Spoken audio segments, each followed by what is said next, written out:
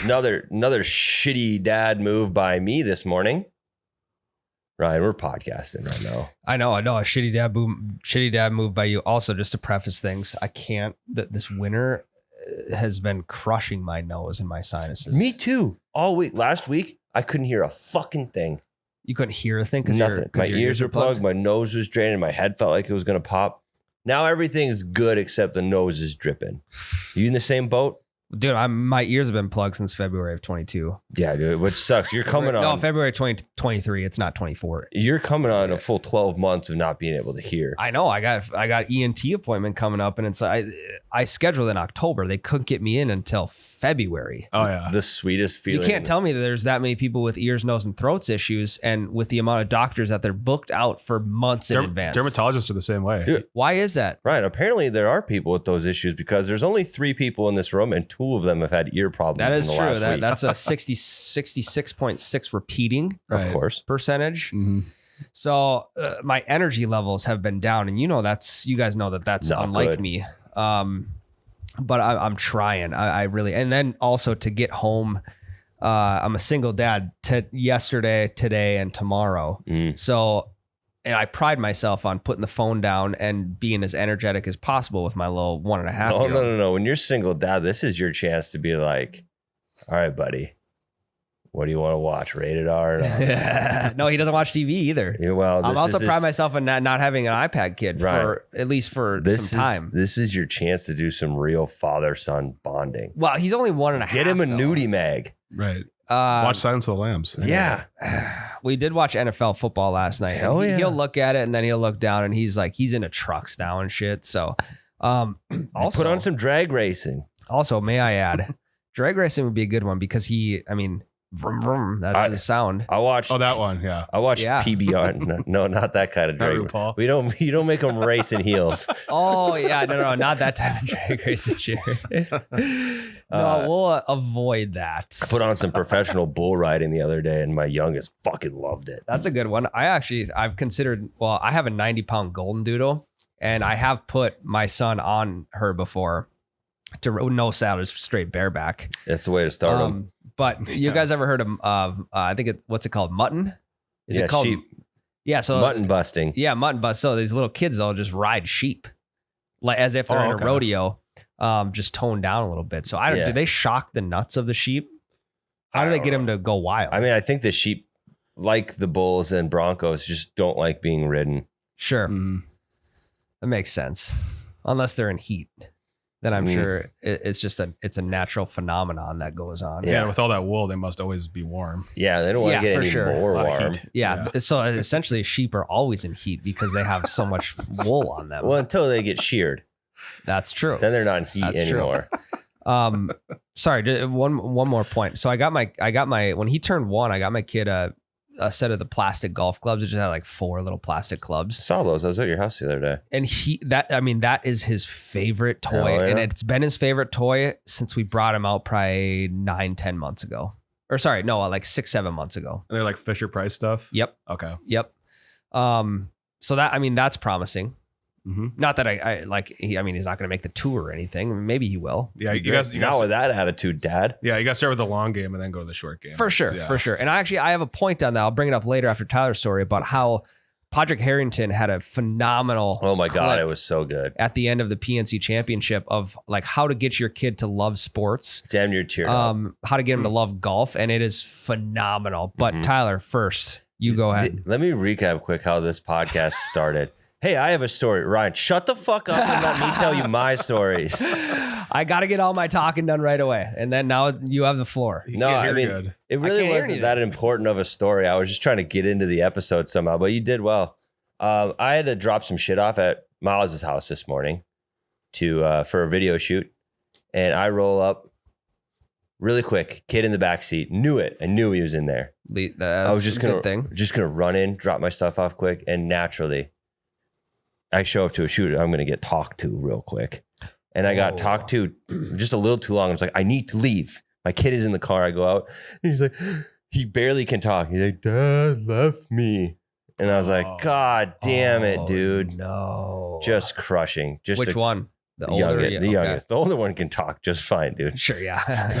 Yeah. The little one, he's now putting sentences together, and that was a fully formed sentence, just tears. And I was like, buddy, I was gone for 5 minutes, and he was very sad, and then I was sad, and I promised to never leave him again. So he's actually in the truck. So. Nice. You haven't left him. You kept your promise. Yeah, crack the window. That is one question I had to ask my wife before we had a child.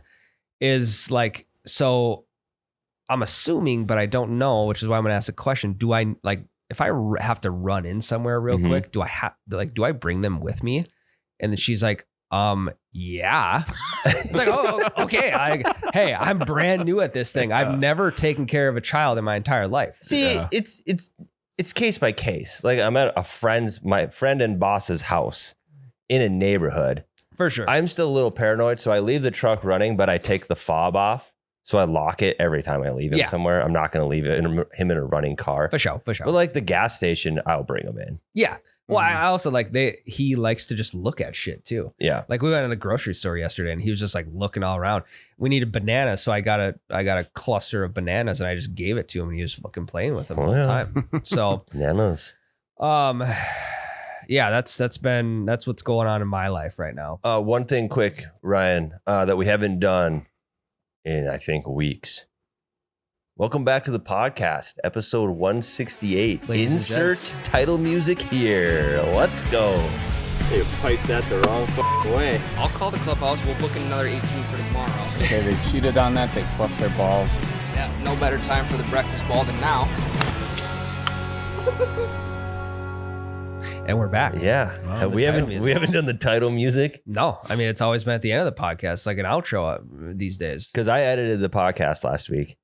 And normally what I do is when I need the intro song, I just open up the week before's podcast and just copy and paste it over in the project. Perfect. I went back like 4 weeks trying to find the fucking intro music. Yeah, we got one more download from Tyler. You had to listen to the whole thing to find the intro music. Yeah. If only downloads in the editing software counted, we'd have a lot. Yeah.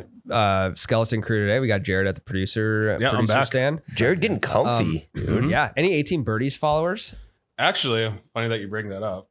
How many? I think it's north of 30. Let's go, dude. And I had 3 just from you two and Jake. So let's go. We're doing numbies. Yes, dude. Let me check for sure. And I mean, yeah, we're in off season, but we're in season for 18 Birdies still. Yep, 37 friends right now. Oh, I just got another one. Let's go, Jared. Let's go. Jared, sauce out another tweet quick. Well, I did tweet. I tweeted 6 days ago. It says GOLF. God only loves fairways. We could call these chirps because the tweet is we've been there, we've done that. Well, they got rid of chirps. it. They're X's now. Yeah. So that is true, but to be original, we'll just call them chirps. Okay. Also, great way to chirp at your buddies if you're following a round of theirs. Hop in the cut. There was one round that I played this last summer, and I had like upwards of 30 comments. Strangers just talking shit. Yeah, and I normally I don't check that shit mid round because I just always have it on the GPS. But when I got done, it was upwards of 30 comments, either chirping me or like saying, "Hey, we got to get back on the par train." A couple double bogeys in a row, and I'm like, "Okay, so, boys, we're there." I've looked at your comments and I've looked at mine.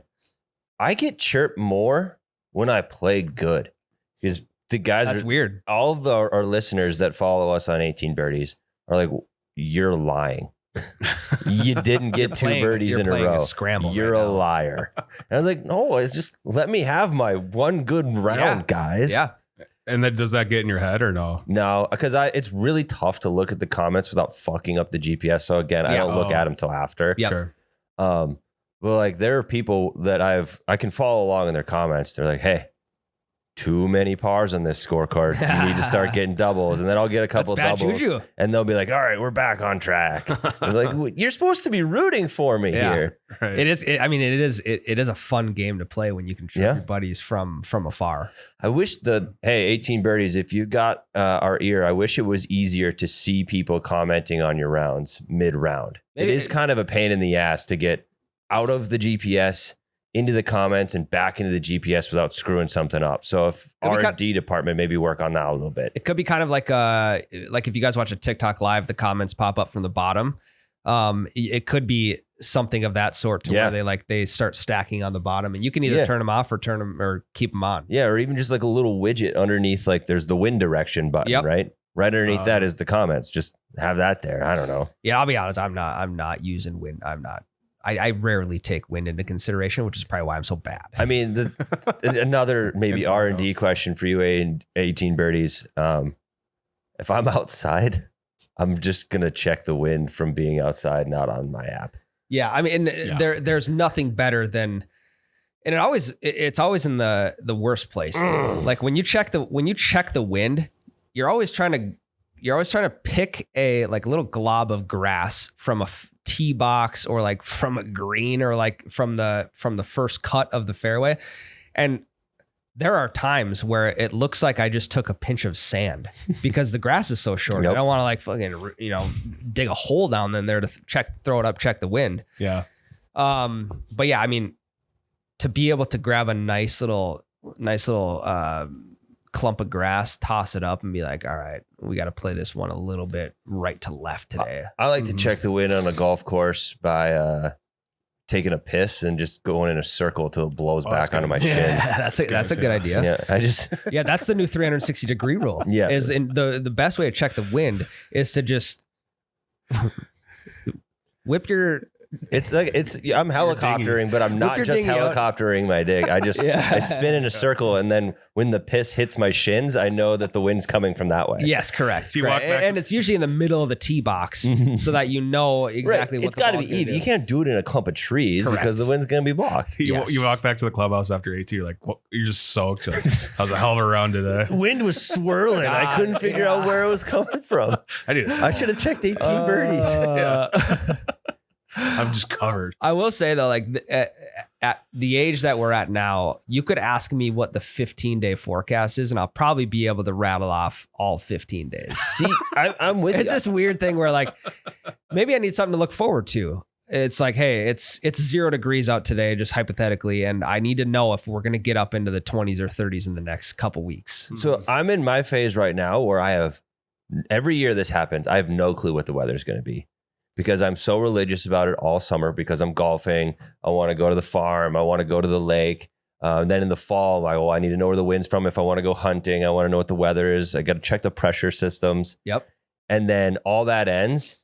And I'm like, well, I don't need to check the fucking weather. I'm not going outside. It's cold. For sure. And then like the last 2 weeks, they'd be like, hey, are you ready for the storm in 2 hours? I had no idea. Yeah, there's a storm coming. Nobody told me. I could see the system coming from the north, but I had no clue it was coming this way. Yep. My college baseball coach, he always would get on our outfield. Like if our outfielders misread a ball, he would rip into them for not checking the wind before they got to practice or the game. It's like, coach, we're between the ages of like 18 and 23 right now. Yeah, we don't give a fuck. We're too young to be checking the weather. Yeah. Like what app are we supposed to look at? You know? Yeah. I mean, all phones come with a weather app. No, I know. Sometimes, it's like, but kids that age don't even know the weather app exists. That's true. Yeah, they don't prioritize it. Nope. Yeah. So best way to check the wind. The new 300, since you guys ripped my ass apart for the old 360 degree rule, this will be the new one. I mean, I wouldn't say it was just us, Ryan. I mean, you got ripped by pretty much everyone for that rule. Oh yeah, that's what I'm saying. Yeah. Yeah, I got obliterated. Yeah. And then Tyler goes out and tries my 360 degree rule and almost has to hands start flying. Yep. What is that? Oh yeah, non-golf Jared. All right, Jared. So the 360 degree rule. At times when you're on a golf course, you'll see just a random ball laying in the rough or like off the edge of the fairway. You're like, what the fuck's this ball doing? Naturally, guys like us are like, okay, well, I have 3 extra slots in my cart for found golf balls. Yeah. I need to fill one up right now. So you go up to the ball and you basically do a 360. And in that 360, you're looking to see if any group around, if there's... And you're pissing while you're doing this. And you're pissing while you're doing it to check wind, yeah. Just in case the wind is 50 miles an hour from, the southeast and there's a group over there, it could possibly be their ball. Yeah. But while you're spinning, you're looking around to see if a group on the course could have possibly hit their ball into this spot. If you don't see anybody, what I had said was that ball is then fair game. If you do see somebody, but let's say they're hitting the opposite direction, it's like, hey, there's no way this ball could be theirs. So then again, I think it's okay that ball is now yours. So here's the problem with the rule, Jared. There's a lot of blind shots in golf. Yeah. Whether that is a sharp left turn and you can't see your ball if you hit it over the trees, or is it a hill? So you can do that 360-degree rule and not see anybody. You pick that ball up in your pocket. Here comes group number 2 popping up over the hill. You're like, where the fuck's my ball? Which happened about a week and a half after Ryan described that rule to me. I'm playing in a scramble. I am in one fairway. I hit into the rough. I see a really cool ball covered in shamrocks. Nice ball. I do a 360. Not a soul in sight, which is rare for a scramble. I pocket that shit. And I'm sitting there in my cart waiting to hit. And these guys come by just blaring death metal, drunker than shit. And they're searching for this ball, just swearing up a storm. And I'm like, I'm going to fucking shove that underneath my wallet in the glove box of the cart. Oh, yeah. And so it just was quiet the whole time. But it was definitely their ball they were looking for, because they were searching up and down right where I had just picked it up. So how long after did they come when you picked it up? Was it like a minute or 2 minutes? It was less than a minute. So maybe the 360-year-old needs like a time limit. Like 2 minutes, minute and a half-ish. It's not a bad caveat to the rule. It isn't. Amendment. But Jared is showing how green he is on this podcast. If you wait on the golf course, Jared, and you openly admit that you're trying to wait, we have a group that we like to call the pace of play Nazis. Yeah. That will be on your ass in a heartbeat. But I also think there's time like when you're hitting, let's say you're on the tee box waiting to hit. You got 4 guys playing or 2 guys, whatever. We each hit our shots. I mean, if you don't see a group coming over into your area, there's a couple minutes right there. Yeah. So when does the time start? Is part of the amendment. Yeah. So I don't know. I think the risk and reward, it's too much risk and little reward. I'm with you. And there have been plenty of balls that have just been way too obvious that I've just scooted right past, and it's just like, well, maybe we'll get another one down the road. Yeah, and we're cheap asses, and I think it's more fun to find a ball in the woods than it is in the rough. Anyway, for sure. So I do have one question I want to talk about in this first segment. It's a real quick and easy one. And it'll segue into the Padraig Harrington thing. Perfect. Yep. What at this point in the year, we're in the doldrums of the off season. Golf, there's no golf in sight, and it is far in our rearview mirror. What gets you excited and what keeps you excited? Because for me, I was pretty content not golfing for a while there. I was burnt out. Yeah. We had our break. I saw the Padraig Harrington clip, and I have the itch bad. I want to golf so bad right now. You get to scratch that itch much before I do. Yeah, I'm going to Arizona in exactly 1 month's time. So I will be golfing quite often. And it is a week-long trip with 0 plans. Nice. So it is, do I want to hike one day? Do I want to get shit canned at the pool one day? Do I want to go to the golf course every day? I can. Yeah. There's just nothing planned. So I'm excited for that. But I have the itch as bad as I've had it, I think, ever. And it was 100% the Padraig Harrington clip, because he talks about golfing with your kids and how to get them interested in the sport. Yep. And how to get them interested in it for the long haul. And it's like, I want to golf with my son so bad. I signed him up for wrestling this year. So he starts wrestling in January. He was in gymnastics last spring. But it wasn't competitive. Now he's getting to the point where he can do competitive stuff, and he's got the body function to actually swing a club normal now. Gotcha. So it's like, that's the main thing is my oldest son. I want to golf with him really bad. It's a great question. Here's where I'm at. I'll give you my honest answer. The itch has not hit me yet because, and it normally doesn't at this time. A lot of you guys may know Black Friday it's a fucking grind for us. So, I mean, I've sat at my office desk for no more than 10 minutes in a single day for probably the last 3 weeks. Mm-hmm. So we're out there, we're trying to get packages out, we're doing all that stuff, and I'm grinding in the warehouse for 3-4 weeks straight. Yes, I will cross paths with the simulator to maybe go get like an energy drink or something like that. It's ready. You'll eye it down. Yeah, I'll eye it down a little bit. I'll check what I've been doing. Jared actually is checking the progress of the simulator. Ryan, it's ready. No, I know it's ready. But the last couple weeks, like there was, a corner of the canvas was hanging down, or like these straps weren't cinched up, but it's good to go. And some of like the foam padding around the canvas screen was like not put in place. So I was eyeing it down for a while, and it's fully finished now. I know that because I was observing this morning. It's like Dale on Step Brothers eyeing the drum set. Yeah, that's me with the golf simulator, and I don't say anything. I just I let it be. Why are you sweaty? Did you touch my simulator? So the itch has not fully caught up with me just yet. However, the other day after lunch, I probably took it. Technology, the computer wasn't on; it was just a blank screen. I probably took 5 to 10 cuts, and it felt like my golf swing felt foreign to me. I had no idea what was going on with it. But I also kind of like that, because that's part of the allure of like, okay, well, now I need to build this back up, and I got to get ready for summertime here in the next couple months. And I know once we get past this Black Friday phase, when we have a little bit more time, and let's say at like 4:00 on a Wednesday or something, I can go hit balls for 30, 40 minutes. Mm-hmm. That's when things are going to kick in for me. And it's typically in like the January. It's like, it's in the January timeframe. February gets bad because like we're getting hit with new snowstorms. Yeah. Weather's dropping Cabin below fever. zero. It's like, holy shit. It's like we're taking 2 steps back here. Mm-hmm. That's when the itch really kicks in for me. Yeah. Which is perfect, because you're sitting with the Simulator League commissioner who plans to start at January week 1. Let's go. Are we So- doing randos again?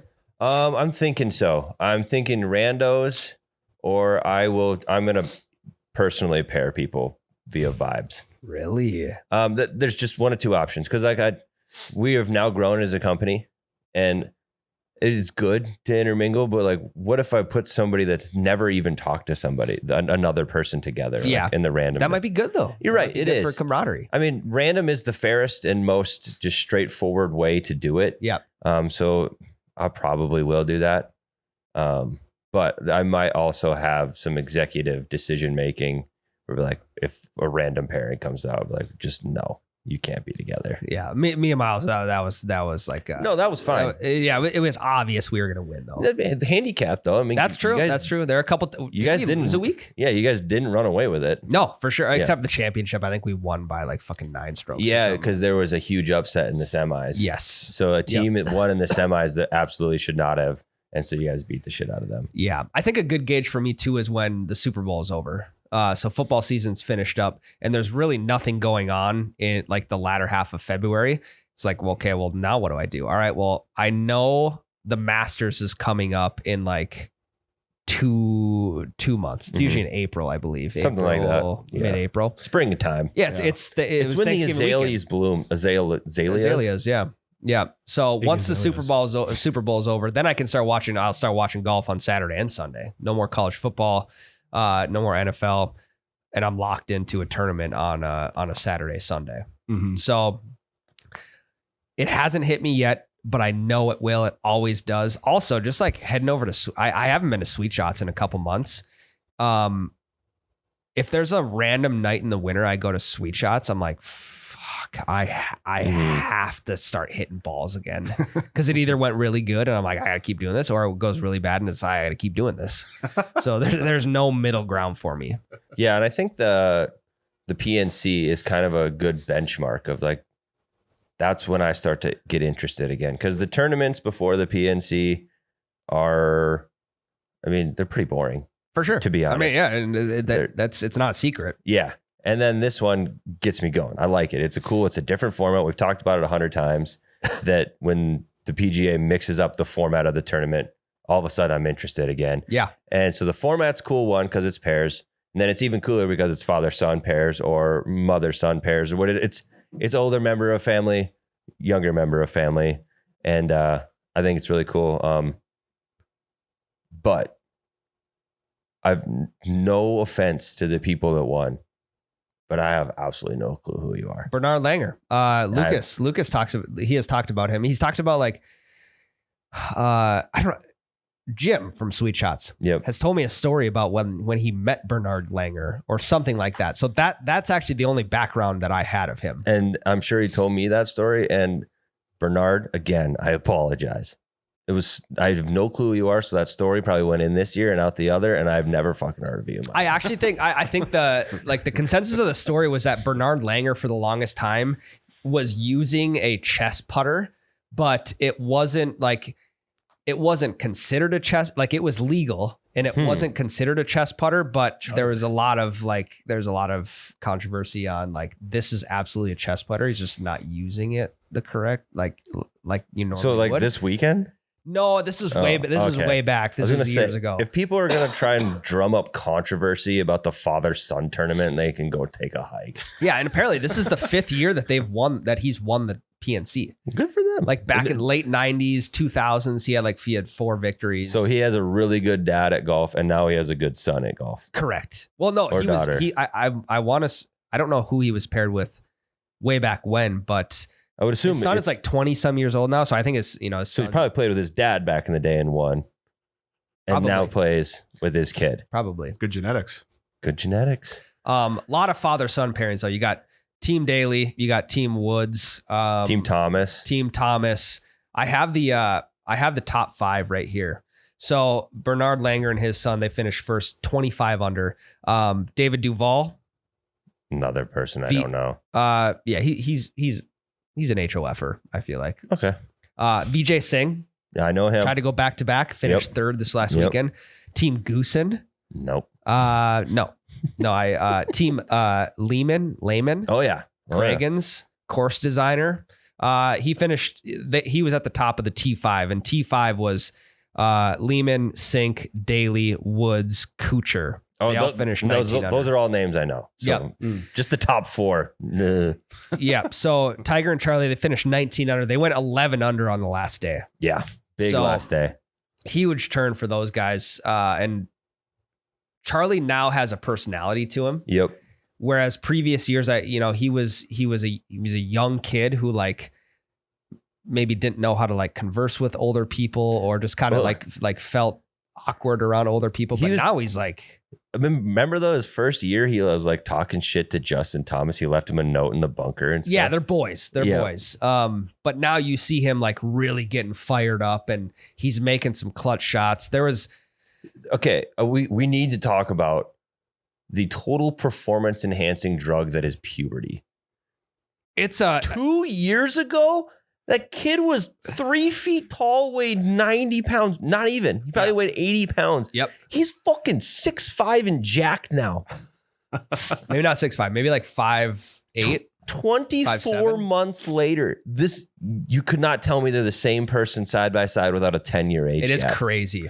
It is crazy how much he has matured in the last couple of years. And now he is playing a T forward from everybody else, I believe. Yep. That maybe being the pros. I don't know. Pros are playing tips. He's playing a T forward. Okay. Well, he shouldn't be because he's bigger than the rest of them and just as good. Yeah. And you can also see the excitement and the adrenaline going through him. Like Go ahead. I was just going to say, he mimics his dad almost to a T. Rightfully so. We talked about it 2 years ago where we don't even know if Charlie's going to like golf because he picked it up during COVID. Yeah. Because he wanted to hang out with his dad. The kid, he's going to the PGA. So You can tell he cares about it now. He is hooked. His dad, I think, did a really good job of doing what Tiger's dad did to him, but in a more loving way. For sure. If that makes sense. Because Tiger's dad was super, super hard on him. Tiger, it seems anyway, has found the balance of the tough love and the regular love. yeah. To where Charlie is clearly not burnt out, but he really wants to fucking win. Well, and I don't think in this tournament, Tiger doesn't care about winning in this tournament. Charlie does, though. Yeah, for sure. Tiger doesn't care about winning in this tournament like he would a major championship that he's just playing solo. Yep. Now it's about him getting to watch his kid and seeing the excitement coming out of him during stuff like this. Also, super cool that Tiger had his daughter on the bag. It was, I don't know if it was for the full turn, but it was for one day for sure. The Pro-Am thing, I accidentally was the only day I watched in full. Yeah. I didn't realize they did a Pro-Am right in the middle of the tournament. No, so the tournament's, I want to say that is the tournament Saturday, Sunday, so and the Pro-Am's Friday? I don't know, because I went on Thursday, they were playing, and I had just missed it, and I was watched the tail end of it. Then Friday was the Pro-Am thing, which I thought was just day 2 of the tournament. Yeah. No, I think apparently not. I think it's practice round, Pro-Am, tourney. What are the odds? One episode we need Trevor, he's not here. Yeah. Yep. He's packing orders, right? We had to keep him out there. We got to sling some orders. I could dub in some for Trevor. Yep. You could do that. That is his go-to line. Yep. But it's a good confirmation though. Yep. So to build on top of that, Tyler, Padraig Harrington, legend of the sport, had one of the most viral clips of the entire tournament. And it was literally just him talking about how special the moment was of him getting to play with his kid, and then expanding on it in a way of how'd you get your kid to love golf, and how do you get your kid to just love sports in general? And his response was next level. And for any dad out there who has a son or a daughter that, may look interested in sports or something like that, if you didn't see the clip, you have to go watch it. Yeah. There's 2 main takeaways from the clip. It's a long clip and really well done. But the 2 main takeaways are, number 1, to get your kid into the sport, make them love the sport before they get the talent. Yes. So if you teach them and you're just drilling in talent right away, they'll get frustrated, and because talent ebbs and flows. You will plateau. You will have your ups and downs. If they don't love the game, they'll quit when they get to that point. But if they love the game before they're good at it, they will get good at the game because they already love playing. Because they love it. Mm-hmm. Yes. And the next thing was associate something that isn't about the sport to the sport. Yes. I.e., this is the perfect example. You finish your round of golf, you go to the clubhouse, you get an ice cream cone with your kid every single time. Or you have a burger and some fries at the end of every round. And that's what they'll remember when they think back to golf, which is 100% true, because before I cared about golf, all golf was to me eating with grandpa at the clubhouse after. Yep. That was the only thing it was. I remember my first birdie ever, and that's it. Otherwise, it's just eating burgers with grandpa after, or going to get ice cream after with grandpa. Yeah. And I mean, when I would go play around the golf when I was super young, like 10, 12 years old, it was always like a family outing for us. It was me, my brother, and my mom and my dad. That was like one thing we were going to go do on a Saturday. And we did it, we did it a handful of times. It wasn't every single weekend, but I can still remember, like, Lidgerwood Golf Course is where we would go majority of the time, because it's a middle of nowhere 9-hole course where no tee times. You just hop on a tee box and you start going. Well, and what do you remember from, I don't know what the league would have been called, but the youngest league of baseball? You play a game. What'd you do after? Well, it's not what we did afterwards. It was what happened during. So my grandpa used to watch us in the summers. He retired from his job early because he could tell my brother and I hated daycare. And it was like we were going to a prison cell every morning. And the daycare was fine. It was just like we would have rather been outside running around, like not being on a structured Catholic church daycare schedule, which is where we went. So when he would bring us to like Parks and Rec baseball in the mornings, he would always have it was a red and a white Playmate cooler, and it would be stacked with Mountain Dew and Gatorade and all of the snacks that every kid wants to eat on a daily. That's what was inside. Yep. And it was every single time. So whenever like we would finish up, and then, so I was in the younger age group, I would finish and then my brother would start playing. We'd sit there and watch him. And I immediately, when we were done, I would run up the stands. He'd pop the cooler open and I'd have a Mountain Dew and some sort of snack. Yep. I mean, that's the same thing for me. I remember finishing baseball. I'd hop in the van with grandpa or mom or whoever. We'd go straight to Tasty Freeze with the team. Everyone would get ice cream. Yeah. And in wrestling, I can remember a handful of the significant matches, but I remember every time waking up at the ass crack of dawn. So Dad, I could weigh in as early as possible, and Dad and I could go eat breakfast at Perkins or something. Yep.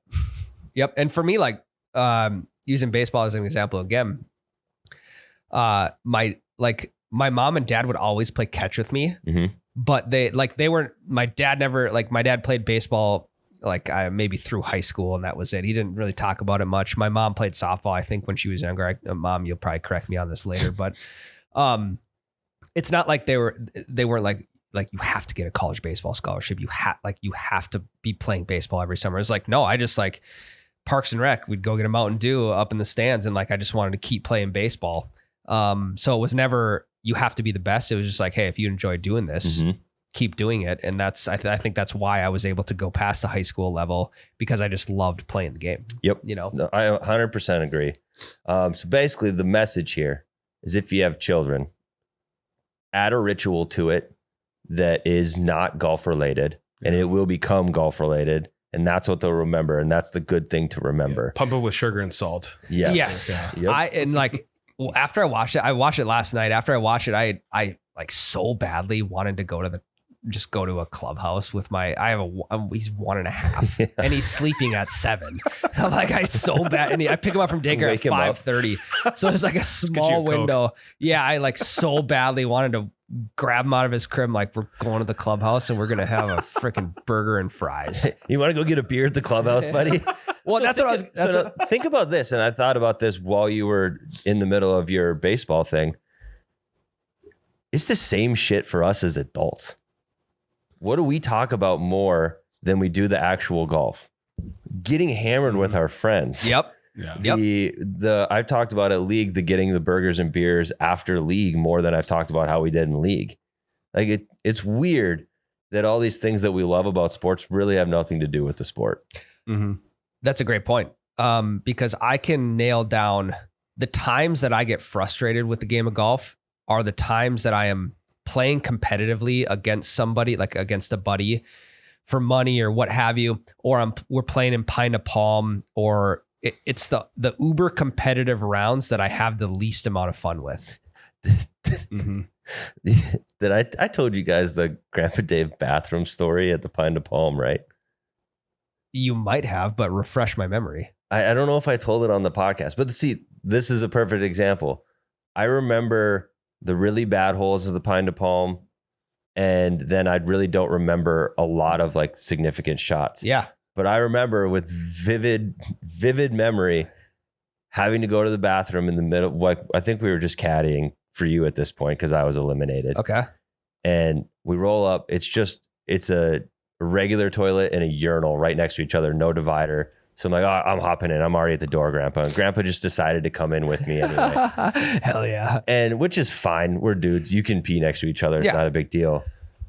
I don't know if he's going to get mad at me for this or not. Grandpa doesn't unzip. Grandpa doesn't undo his belt to pee. He just yanks the short leg up as high as he can. You told us about this. On the pod? I don't know. I believe so, but keep going. Yeah. So he yanks it up and he just pees through his pant leg. And I called him out on it later that night, and his line was legendary. And I was giving him shit. I'm like, Grandpa, you know that's a crazy move, right? He's like, well, when you got one big enough, you don't need to unzip. And see, that's a funny memory. That's the memory I'm gonna have of the Pine to Palm for sure. That and I don't even remember his name. I think it was Kevin, the shitty old guy that I played with in the losers bracket. Yeah, I think it was Kevin. Yeah, those are the two things I'm gonna keep. No, it doesn't fucking matter. But that's something I'm gonna remember forever. It's because it's fucking hilarious. And I mean, I've pulled that move before. Was he wearing shorts? Yeah, but they weren't like, I get it with gym shorts. Yeah, that's when I do it. Yeah, they were cloth cargo shorts. Sure. Yeah. Yeah. A little he always at has the bottom. 10,000 things in his pockets too. Oh yeah. He's got a GPS from 1998. Yeah. He's got his wallet in his front pocket, his car keys. Yep. He carries his big coin with him at all times. Extra ball markers, extra tees, extra. I mean, he's also ball hawking while he's just walking around the course. Yeah. And his key ring. He doesn't have that much shit to unlock, but he's got a lot of keys on there. It's like a janitor. Yeah. They probably just built up. I have a key to my aunt and uncle's house. Yeah. And I'm like, hey, do I at Thanksgiving? I was like, you guys want this back? And they're like, no, you keep it. Cause if we ever, just in case, we know somebody who has a key to our house just in case. Just in case we lose ours or whatever. So, okay, I have that key. Okay. And then I have, P.O. box keys and like previous office keys, and the list doesn't end. Yeah. So yeah, another point that he made too was, if you go out and you're like, for me, I'm a bad example of this because I'll go out and I'll just keep hitting balls and keep practicing until I'm like pissed off enough to where I'd have to leave. But cutting, like if you go out with your kid, just cutting the session short, cutting it short when they're still having fun, and that allows them to want to come back and play more. It makes them look forward to the next time that they get to come out. Versus like if you just keep playing and playing and playing, pretty soon they're gonna be like, dude, Dad, I'm tired. Dad, I want to go home. And once you hit that stage, they're gonna associate that with the game of golf, and they're gonna be like, Dad, I don't want to go. Less again. is more. Yes, exactly. And I think that's a super important point to stress, because there's a difference between organized practice and a round with your parent or whoever, right? Yep. So organized practice is the time for the gut check, like time to like, this is where you're uncomfortable. You want to quit, you push through it. And basically in a 2023 world where this could be taken as wrong, you become a man, man up, you get through it for sure. And it teaches you to work hard and put your head down. Yeah. Mental toughness. Practice is the time for that. Casual round with dad on Saturday is not the time for that. No. And that goes back to our 666 golf course layout, to where your kid may get burnt out. He may get burnt out at 12 holes. He may get burnt out at 9 holes. But if you had 6 holes, like 6 holes that you could play, having a game with it. All right, buddy, we're done with 1. How many do we have left? We have 5 left, and you keep counting them down. And then he's like, Dad, I don't want to stop playing. It's like, well, paid for 6 holes today, and we'll come back next week and do it again. Yeah, it's like an episode of a TV show that says "to be continued." Yes, Yeah. you want like it, or like a two part series finale. You're like, God, I want part 2 so bad. Do you guys want to know a fun fact? Would love to. One of the very first shows ever to do the to be continued and Star Wars do the previously on was the animated X-Men show from the 80s and 90s. They invented previously on X-Men. That's a fun fact. And now so that was like the first children's show that could be one cohesive story and not these random one-off episodes. Sure. Oh, okay. And now you can just skip the recap. Yep. You hit okay on the remote. Well, you couldn't binge back in the day. That's true. Last point on the Padraig Harrington clip. This was interesting to me, and I kind of had to look at it for what it was. He said, less accessibility to a sport they like is better. So, for instance, I would love a golf simulator in my house when I get a little bit older, when I have a chance to afford it, when I have a place big enough for it. So I kind of took that as like, okay, well, if there's always a golf simulator available, are they going to like the sport as much?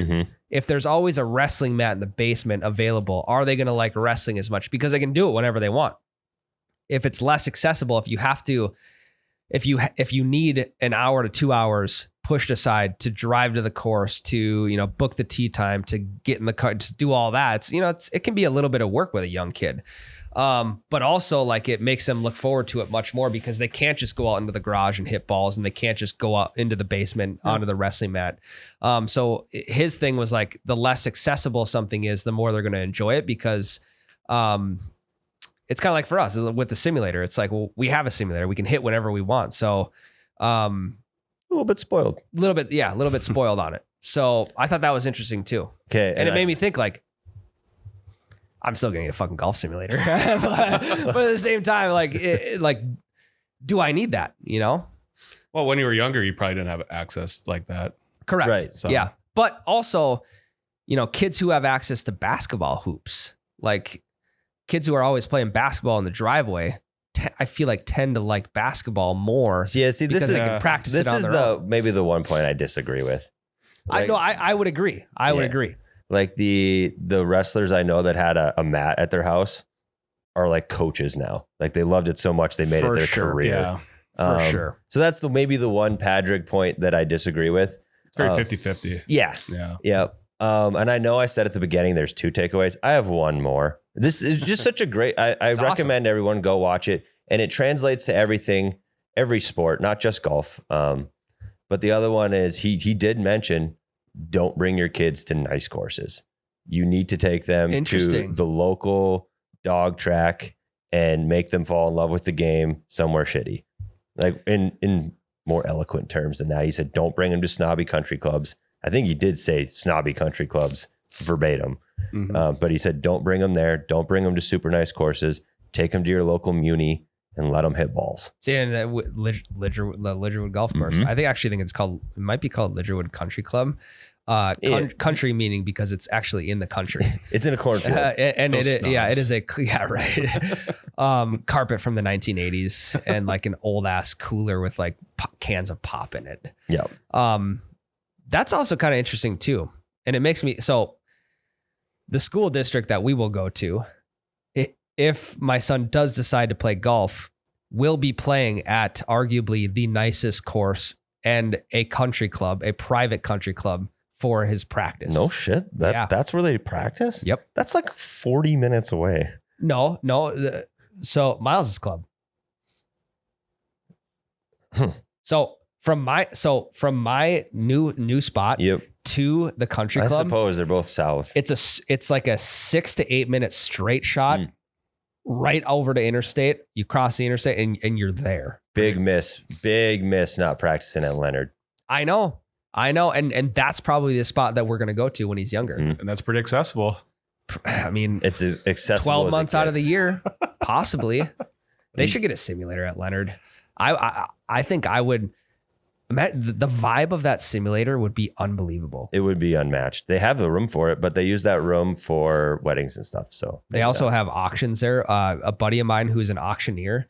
I've seen videos of him doing live auctions in that little event center. I love Leonard. It's the best, dude. Becca and I ever renew our vows, we're doing it at Leonard. Do it. Club. Yeah, do it at Tee Box number 1 and then have a little reception in the like the event center. Yep.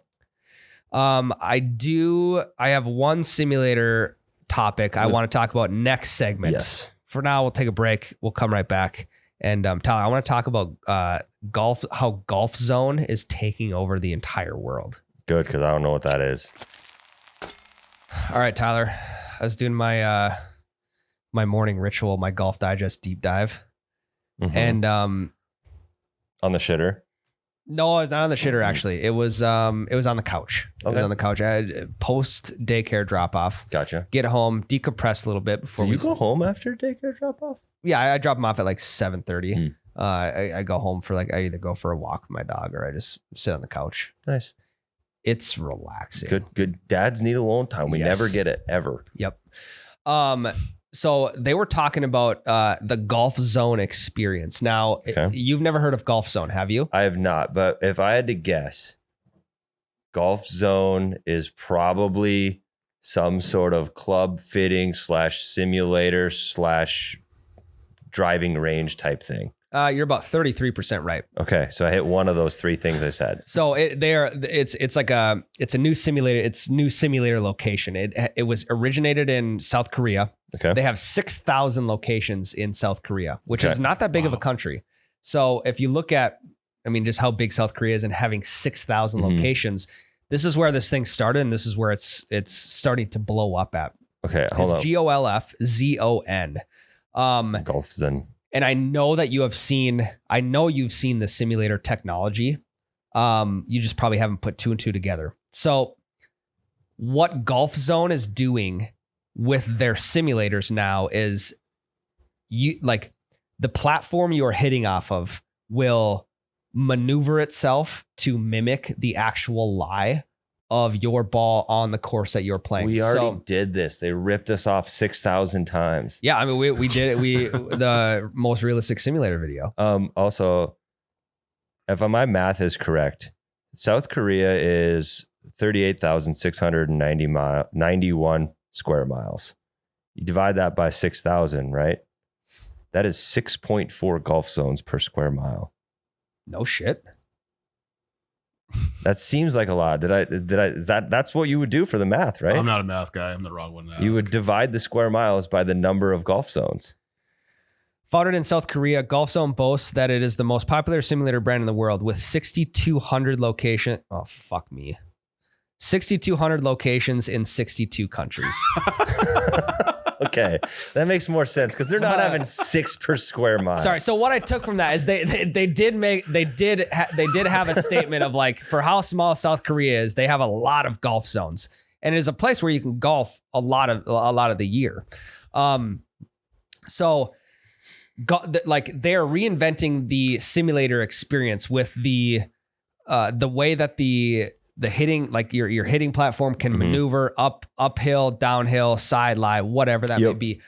They also have rotating hitting mats. Oh, I've seen these. Being like, if you're hitting out of the sand, you're gonna hit out of like very fine type of turf, or it'll switch over for the rough or your tee box shot, whatever. That's cool. So there's a lot of moving parts going on with where you're hitting and the lie you're hitting off of, as well as what you're hitting off of. Now what they're starting to do is there's not many locations in the United States. They're starting in New York, essentially. Okay. I can't remember. And again, after that miss, I'm just going to say there's like 3 or 4 locations in New York. And what they're doing is there's 62 locations in New York City. There's 62 locations, 9 per square mile on this one block. So what they're doing is they're hosting legitimate like 2-man tournaments, and they're paying out like across the world and across all of these tournaments. They're paying out millions of dollars for the winners of these tournaments. So I'm thinking like, what a way to get people into the door during actual golf season. Yeah. And replicating an actual round of golf with the technology they're putting into it. Now, it also reminded me a lot of, I started thinking of the TGL. The TGL is doing something similar in the off season with their indoor simulator league. And then also, you remember during COVID with NASCAR drivers? They did the sims. Yes, they were doing the simulators. So we're now taking that NASCAR model of being able to just like, you go to like an arcade, you can sit in a seat and you can drive a car on a screen. Obviously, a lot more technology goes into it, but now they're starting to replicate that into the golf world. And this golf zone, the value, like I want to say they have, again, could take another L here, but based off of what I read, they have like a $1.4 billion valuation. Jesus. Or something like that. So I'm wondering when that is going to catch steam everywhere outside of New York, because it's a game changer that we always talk about in the simulator. You go like, hey, it's a lot different than on the course because you're hitting off the same lie. It's a good lie every single time. I don't think there's been a time I haven't got out of a bunker in a simulator round. Right. And it takes them, they said it takes them about 2 to 2.5 months to get a course designed on the software, because they have to know every little measurement. Correct. They take they take drones up in the air and they measure everything from a course in order to implement it into the software. That's cool. No, I think this is a really sweet idea. I mean, I think the only thing that could stop it from catching on, which I'm sure they've solved because there's 62 of them across the world, is price point. 6,200. Like if I got 6,200, 60 countries. 62 countries. Right, yeah, something like that. Is the price point. Like if I can go play at Golf Addiction for $30. Yep. And if I have to pay 100 or 150 to play at this golf zone, I think average. I'm still good. I'm going to take the less immersive experience at Golf Addiction than I am the super immersive one, if the price point, and I don't know what it costs to play. I think it's like between, on average, about $70-$75. That's not terrible. You can bust around out in an hour. You can have, 4-man group bust it out in 2 hours. Yeah. And like that, this is now what they're calling the future of simulators and simulator leagues too. Yeah. So we always throw around the question, like, you look at golf club technology, simulator technology, and just when you think it, like how much better can it actually get? somebody is going to come up with something Mhm. that does just that. This is like that bit from Parks and Rec when Ron Swanson is meeting with all like the vegan eco activists, and the one lady's preaching about beef milk because they're off of almond and oat milk, and now we're into beef milk. And Ron's like, it's just milk. So pretty soon, simulator companies are going to be like, all right, guys, we have come up with the most realistic simulator ever. It's outside, and you walk from each hole. Yeah. And it's the same course over and over. Yeah. When do they start implementing like that? Like we've talked about this before, like ball tracer technology onto a cart. Yeah. So like you park your cart behind the tee box, and like what would be the monitor, or sorry, the launch monitor, Mhm. like that would read your shot and tell you exactly where your ball is, or a general area, the 10 foot Yep. diameter. Your whatever. ball should be over here. Flip over all the leaves in this 10-foot radius. Correct. Pace of play. That's Yeah. bad for us ball hawks though, because then we find less golf balls. Yeah. Well, there'll be a lot of them like your ball's in the woods. Good luck finding it. And then Yeah. we would go find it. Mhm. Yeah. So it was wild to me that number one, you can actually like the turf moves Mhm. with your lie, and number two, the money that they're paying out for these tournaments. In the New York League, I want to say the winners of that league, they won their package was worth like $100,000. See, that's how they're making their money back because this shit can't be cheap. They're making their money on league fees, huh? And probably investors too. Yeah. Investors, league fees, and then double the price per hour as Yeah. a regular simulator. When I want to say like the winners, like I don't know if one of them or each of them got like their own Golf Zone simulator and the technology that goes with it. I'm sure that's more than $100,000. Gotta be. Yeah. Gotta be. Well, and for like, I mean, you look at now in Fargo, we have I mean, if I was Golf Zone, I would absolutely not be giving away their tech because then people have no reason to come in. correct. But also it's a vibe thing. Yeah. Like if you can go somewhere, order a breakfast pizza and a coffee and play around at 8 a.m. in February, Yeah. it's kind of nice.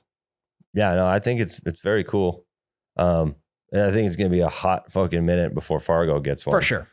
Mhm. But hey, next time Jared's going to New York this year, maybe hit it up, tweet about or chirp about it on 18 birdies. Yeah. Yeah. Yeah. There's 6,200 locations in New New York. York, yeah. So It's right by M&M World. yeah, if Yeah. you just look left and look right, you'll probably end up seeing one. I go to Ellis Island to see a Golf Zone in there. Yeah. Yep. Go to In the foot. So I thought that was kind of interesting.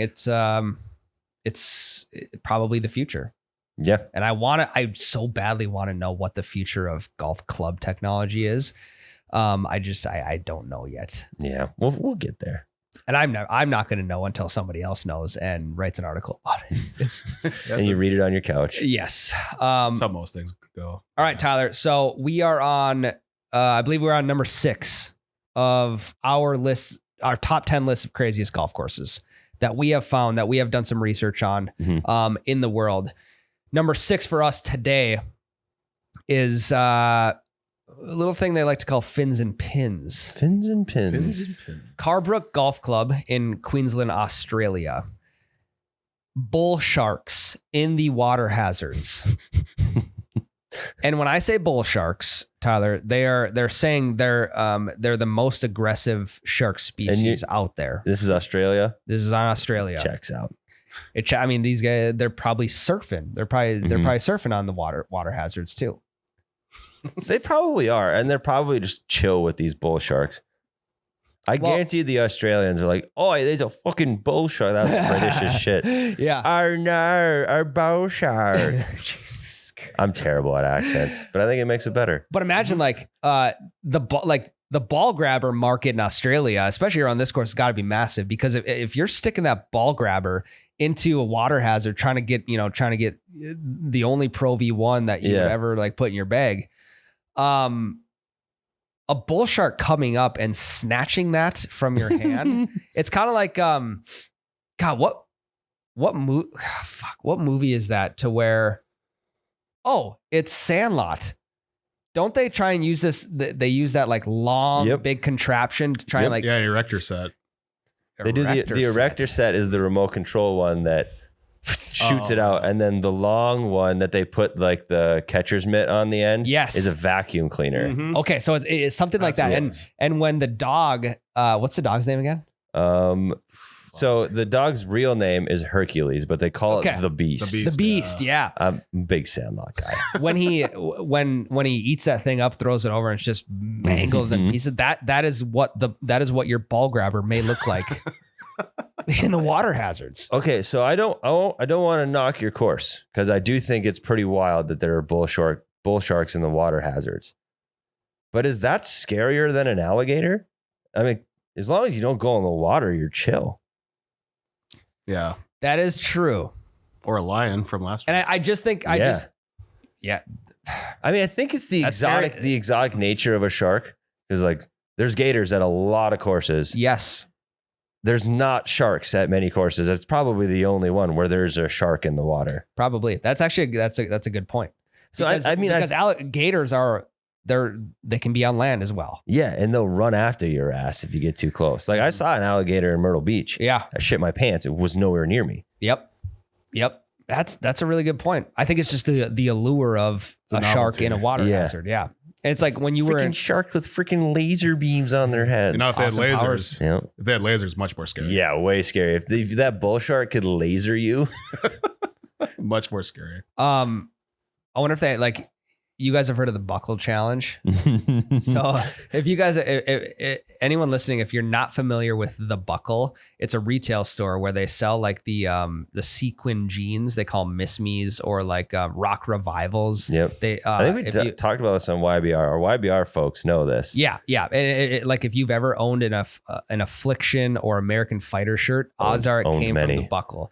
Now the buckle challenge is, you have to go into the store, walk to the back wall of the buckle, Touch it. touch the wall, and come out without getting talked to or stopped by a salesperson in the buckle. It's impossible. It's impossible. Now, I mean, I could see surfers in Australia being like, "Hey, I have what's the currency over there? Do you guys know?" I have no idea. Kangies, I'm not sure. Yeah, fucking quid or something like that. Mhm. I'll give you $1,000 to swim across this pond filled with bull sharks. It's like swimming across the Amazon with piranhas. Yeah. Would you do it for 1,000? No. I wouldn't either. Australian currency is called the AUD. Odd. The oud.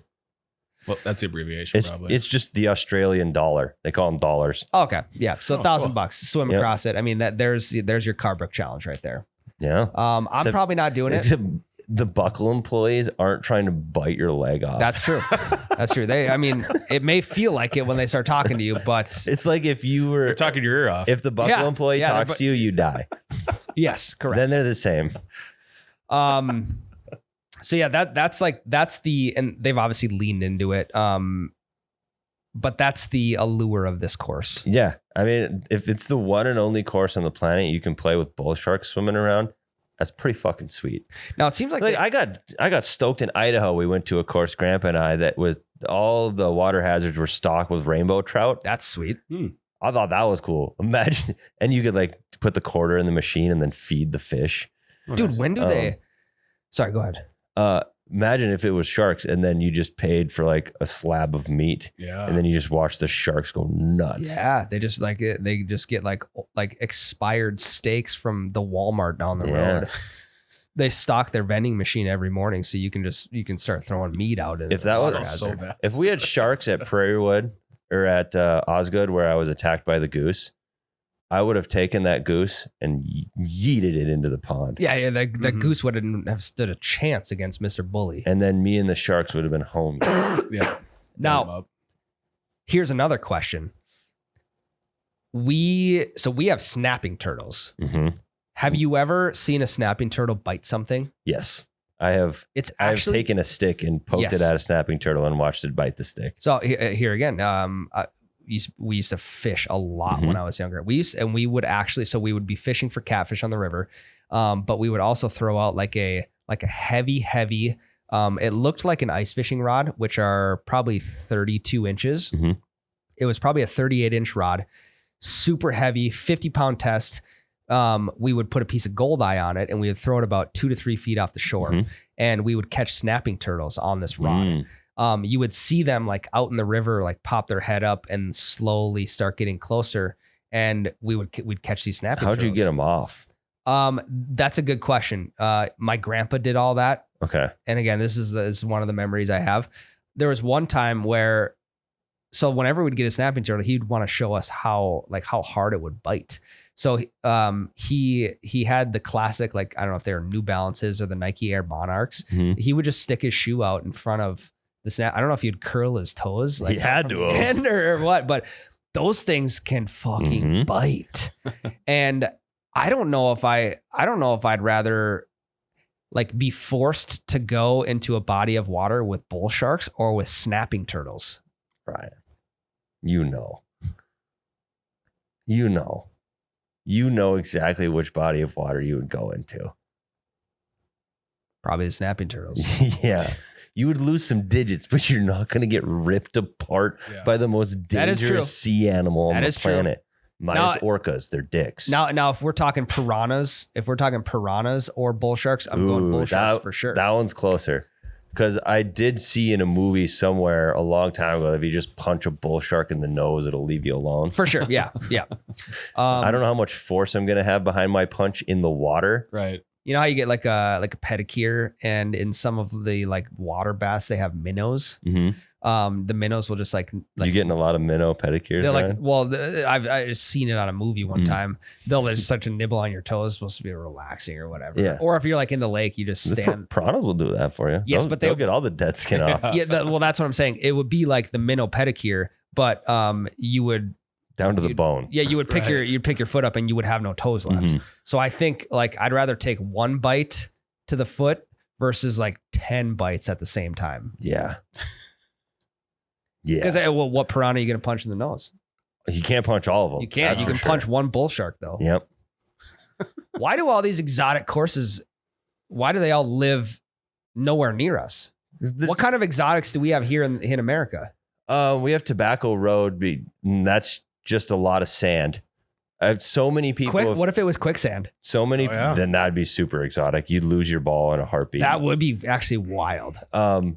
We will give Tobacco Road an honorable mention because so many of you have DM'd me about it, submitted it on Spotify. Yeah. We'll give Tobacco Road its due diligence in time.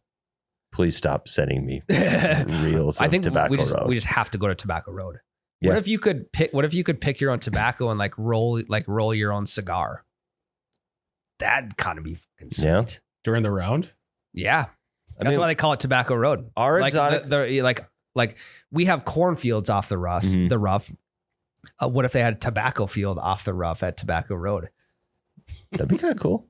You could, pace of play though. Like a Tobacco Road lighter in your golf bag would be like the coolest like little piece of memorabilia I think you could get at a golf course. That would be sweet. I mean, I think the reason a pipe. What exotic thing could we do? Like we can't have an African safari. No. We like ours are the prison course, right? Yep. And the automated moving green in Idaho. Yep. Like we can't. I mean, what would we do? Put it in an area with wolves? Mountain lion. I mean, like Three Bears is up north in bear country and wolf country. I mean, like, but they're not there. You can't force the wolves to be around. It's not a preserve or anything. I just don't think there's the opportunity for exoticness in the United States like there is everywhere else. And when I say exotic, I mean just something like some sort of a lure, like an exotic course in a different country. The only thing we could do in the United States to get even close to like I can't remember the name of the course in South Africa, Skukuza. Yep. Skukuza and this course in Australia, which would be maybe put a course in the middle of the Everglades. I think that's the closest thing we could get to those types of courses. Mm-hmm. Elaborate on the Everglades and why you chose that. Well, the Everglades is a tropical climate filled with the world's most deadliest snakes and alligators and all sorts of invasive like reptile species. Gotcha. It's basically a big swamp. Yeah, it's a giant swamp with some of the most venomous and dangerous creatures in the United States. But they're cool. Like it would be cool to see. Yeah. You would for sure see no less than 10 alligators in your round. If they cleared out a portion of the Everglades and built a golf course in it, which what happened? it just won't. I mean, I think it's a national park. A floating golf course. Yeah. Yeah, like on a big lake. Yeah. Yeah. I think they need to do, like, we need stuff floating more on golf courses. Like the reason now in Coeur d'Alene, obviously, like one of the most iconic courses in America, they have the floating green on whatever. Well, it's not 16. Even floating. It has a motor underneath, so they move it around. Okay. The island green moves around every day. That's cool. Without that floating green, it would just be another really nice course in the United States. But because they have it, it makes a name for itself because of it. We need more shit floating in waters. Yeah. And we need, like, wasn't Jake, this was like last year, wasn't Jake telling us about this course he played in Minnesota? Yep. Where you had to take like you have to take a boat. You have to take a boat to the green. Where like you drive your cart up on the boat. Yes. Yeah. We need more shit like that. Well, and like the Gambler hole in Myrtle Beach, it's the one hole I will remember forever. Yeah. But it was just an island green named after a Kenny Rogers song, or an island fairway, excuse me, where you could choose to play the safe route and get your 5, or you could try to go for the island fairway and get your birdie. Like the fact that it was just floating was tight. Yeah. When do they make, and they may already have it. I've taken a lot of L's on this podcast, just assuming stuff. They have figured out a way to make a can koozie into a fishing, like a fishing device, where they got a little spool on it. You can like spool your line up, have a hook at the end, and you can literally be drinking beer and fishing at the same time. I mean, when do they make a retractable golf club like the ball grabber, for instance? Maybe it is the ball grabber that you can also turn into a fishing pole. I mean, I honestly feel like this would be pretty fucking easy. I could do it. We could make a homemade one super easy. Honestly, I could get my ball grabber, and what time is it right now? It's 11:30 right now. By 2:00, it would be a fishing pole. All you got to do is tape the reel on and get some sort of eyelet, and then we're good. And it's like maybe they have a timer next to where you're going to be fishing, whatever. Like, hey, you can only fish for 2 or 3 minutes. Yeah. To keep pace of play up, but just on those island ones with the bridges, you could be trolling in your golf cart. If it was me and I really got into them, if the fish were fired up and I started really getting into them, I'd probably just end my round early and tell the groups behind me to just play through, because I'm gonna sit here, catch my. Hey, they're biting. You go ahead. Yeah, get the morning bite. Yeah. Hey, you guys catch anything over there? No, God, pretty slow day.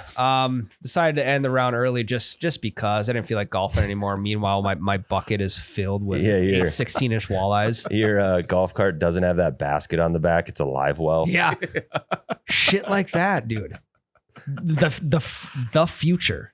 I think it'd be sweet. Like I could see something where like a hunting outfitter, right, also has a course on it, and then there's a bunch of trout ponds on the course. Yeah. And it's just all part of the package that you paid for with that outfitter.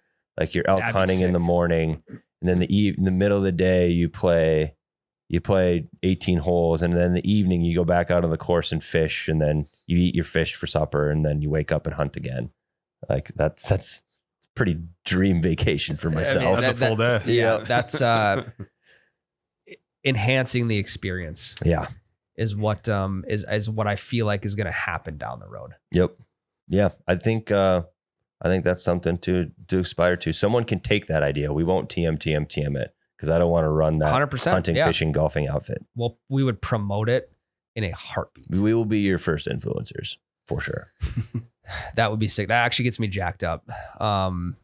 It gets me jacked up to go fishing, but also to hit some balls into the water. Yep. I think we should wrap it up, Ryan. That's all we got, ladies and gents. We'll be back next week. 169. Last episode. 100. So when we got to episode 69, we said we were done. People believed us too. I believed you guys. Did you? Yeah. When that happened. And now we're 100 episodes later. Do you remember what I got you 100 episodes ago to celebrate episode 69? No. I remember. Shoota. Yeah. Really? Yep. That wasn't like a Christmas or birthday or? That was episode 69, way more important than Christmas or your birthday. How much did that cameo cost? I don't want to tell you. I paid for it with my own money too. Really? Yeah. Well, you deserve something from me then. So Maybe I'll get fucking Do a shooter. Do the same thing. maybe I'll get Virginia Venet on the old cameo. VV. All right, guys, we're out for today. We'll see you next week. Love you. Love you. You just trade cameos. You piped that the wrong way. I'll call the clubhouse. We'll book another 18 for tomorrow. Okay, they cheated on that. They fluffed their balls. Yeah, no better time for the breakfast ball than now.